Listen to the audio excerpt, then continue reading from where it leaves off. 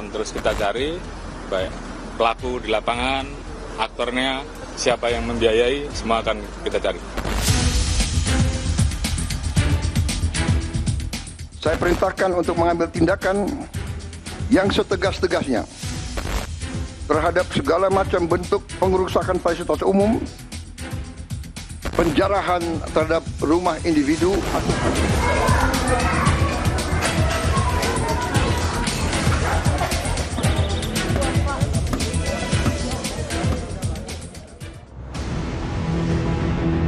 Inilah kondisi rumah anggota DPR Ahmad Sahroni di Tanjung Priuk, Jakarta Utara pasca dijarah sekelompok orang. Pada 30 Agustus lalu, massa merangsek ke dalam rumah, merusak dan mengambil nyaris seluruh isinya. Kini pengurus lingkungan di sekitar rumah Sahroni mendirikan posko pengembalian bagi siapapun yang telah ikut menjarah. Salah satu yang telah dikembalikan adalah jam tangan mewah Richard Mille yang harganya ditaksir sekitar 11 miliar rupiah.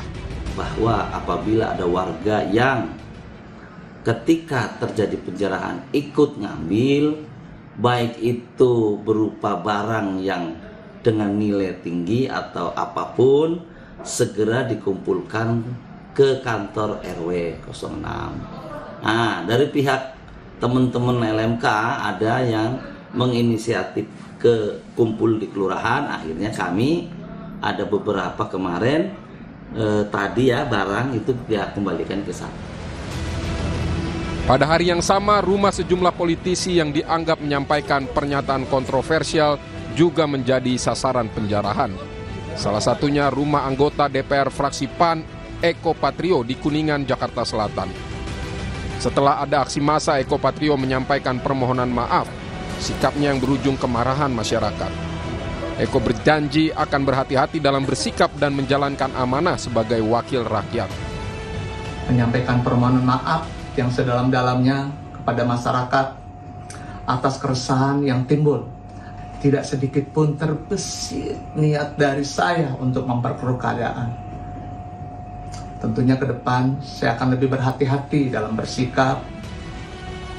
Selain itu, rumah politisi lainnya yaitu Nafa Urbah dan juga Surya Utama alias Uya Kuya tak luput dari sasaran. Sebelumnya, Uya Kuya menggugah penjelasan, klarifikasi, dan permohonan maaf di akun media sosial pribadinya. Dari hati saya paling dalam, saya akan lebih berhati-hati lagi dalam bersikap, bertindak, bersungguh-sungguh untuk mewakili rakyat Indonesia sebagai anggota DPR RI. Beri saya kesempatan sekali lagi untuk berbuat lebih baik lagi, lebih maksimal lagi dibanding apa yang sudah saya lakukan selama ini. Saya minta maaf sedalam-dalamnya sekali lagi dari hati saya yang paling dalam.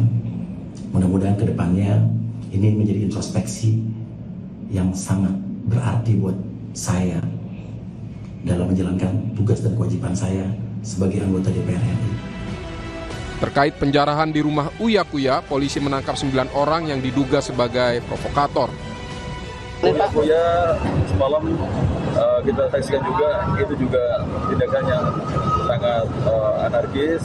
Tentunya sudah kita pisahkan antara warga dengan adanya kelompok massa yang tentunya sudah kita lakukan himbauan, namun mereka melakukan perlawanan dan kita lakukan pendorongan dan kita amankan saat ini ada 9 orang masih dalam pendalaman. Masa sendiri datang dari mana sih, Pak? Berbagai macam, ada juga dari kita, di keluarga kita, ada juga dari Bekasi maupun dari Priuk. Wakil Ketua Komisi 1 DPR fraksi Partai Golkar Dev Laksono bilang penggerudukan massa ke beberapa rumah anggota DPR sudah masuk tindak pidana. Ia meminta penegak hukum mengusut para pelaku hingga tuntas. Yang terjadi kemarin itu sudah terjadi tindak pidana, sudah penjarahan. Tentu itu tidak dapat dibenarkan dan kita serahkan kepada aparat hukum. Memang bila mana ada yang pelanggaran pidana agar diproses sesuai dengan aturan dan undang-undang yang berlaku. Bukan hanya rumah anggota DPR, Menteri Keuangan Sri Mulyani pun menjadi korban penjarahan. Menanggapi peristiwa itu, Sri Mulyani melalui akun media sosialnya menyampaikan terima kasih atas simpati, doa, dan dukungan semua pihak dalam menghadapi musibah. Dia pun menyampaikan permintaan maaf dan tetap akan melakukan perbaikan terus-menerus. Sementara itu, polisi menangkap 2 pemuda yang diduga mencuri di kediaman Menteri Keuangan Sri Mulyani pada Minggu dini hari. Mereka sempat berpura-pura mengaku menemukan barang-barang milik Sri Mulyani tersebut tercecer di pinggir jalan dan hendak mengembalikan. Namun polisi menemukan bukti video kedua pemuda tersebut ikut menjara. Sambil diinterogasi, sambil kita mengecek-ngecek video yang viral, sehingga ternyata ada foto mereka berdua. Artinya kedua orang ini tertangkap layar, ikut terlibat dalam proses penjarahan malam itu, Bang, ya? Ya, hasil pemeriksaan yang dilakukan oleh Reskrim pada saat itu memang terbukti ada video yang beredar. Bukan hanya penjarahan, Gubernur Jakarta Pramono Anung bilang ada 22 halte bus rusak karena aksi anarkis. 6 halte diantaranya terbakar dan dijarah. 22 halte tersebut termasuk halte BRT, non-BRT, dan 1 pintu tol. Pramono Anung pun mengungkap total kerugian infrastruktur transportasi umum pasca unjuk rasa mencapai 50 miliar rupiah. Di antaranya kerusakan infrastruktur MRT 3,3 miliar rupiah, Transjakarta 41,6 miliar, serta CCTV dan infrastruktur lainnya senilai 5,5 miliar rupiah. Pramono bilang perbaikan sejumlah infrastruktur ini sudah dimulai sejak Sabtu lalu dan ditargetkan selesai 8 atau 9 September mendatang. Menanggapi memanasnya situasi Jakarta, Presiden Prabowo Subianto mengumpulkan menteri dan juga bertemu pimpinan parpol pada Minggu 31 Agustus. Presiden memerintahkan polisi dan TNI menindak tegas pelaku penjarahan dan perusak fasilitas umum. Kepada pihak kepolisian dan TNI, saya perintahkan untuk mengambil tindakan yang setegas-tegasnya terhadap segala macam bentuk pengerusakan fasilitas umum, penjarahan terhadap rumah individu ataupun tempat-tempat umum atau sentra-sentra ekonomi. Merespons perintah Presiden tersebut, Menteri Pertahanan Syafri Samsudin menegaskan polisi dan TNI tak akan ragu menindak tegas pelaku penjarahan dan perusakan fasilitas umum dan fasilitas negara. Apabila terjadi hal-hal yang menyangkut soal keselamatan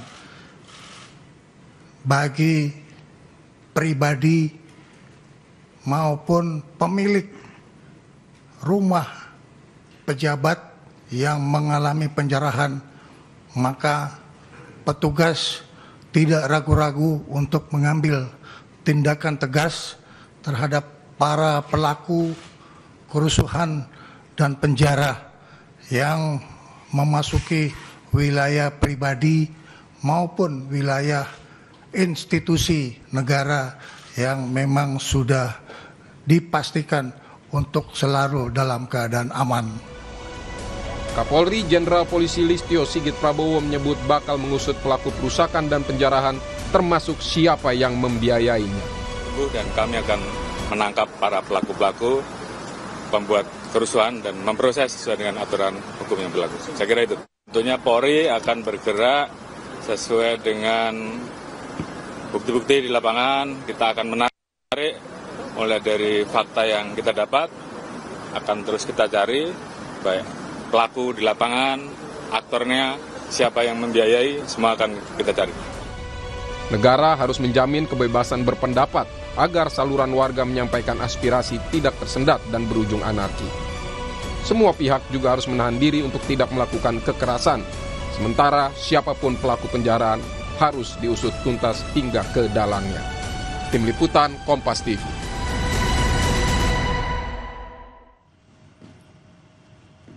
Partai Solidaritas Indonesia mengklaim ada pihak yang berupaya mengadu domba Presiden Prabowo Subianto dengan Presiden ke-7 Joko Widodo. Kita ulas usai jeda.